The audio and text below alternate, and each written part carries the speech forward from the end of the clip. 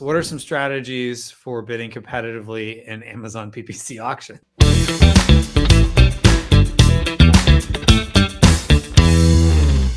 So there's always that suggested bid, and you could always go above the suggested bid. That's bidding competitively, right? But like I've said multiple times, that conversion rate will ultimately tell you how profitable it's going to be. So if you're bidding competitively and your conversion rate is low, you're going to have a high cost there. So, you know, increase your bids, put your bids high. That's the fastest way to get the most data.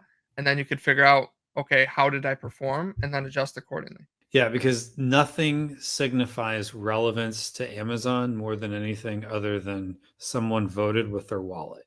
Yep. So sometimes, we talk about in the marketing space of people pulling out their wallet. I mean, technically, most people have their credit card already saved, but do they bother to go through with add to cart, confirming their address and all that other stuff that's sending it to where they want to send it and submitting the order?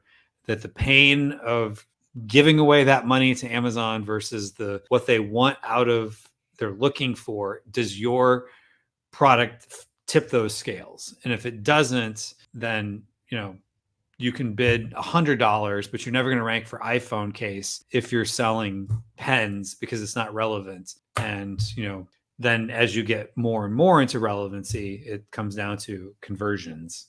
And to build on that as well, sometimes what'll happen is you'll see a certain campaign dip and the ACoS goes really high. Go back to that search query performance report, look at your organic ranking to see, like, am I still getting organic sales? So because sometimes people will buy organically and not purchase through your ad. So keep an eye on that because you may still be doing okay on that keyword. It's just you have a slight, small hiccup with your ads to where ACoS goes high. Got it.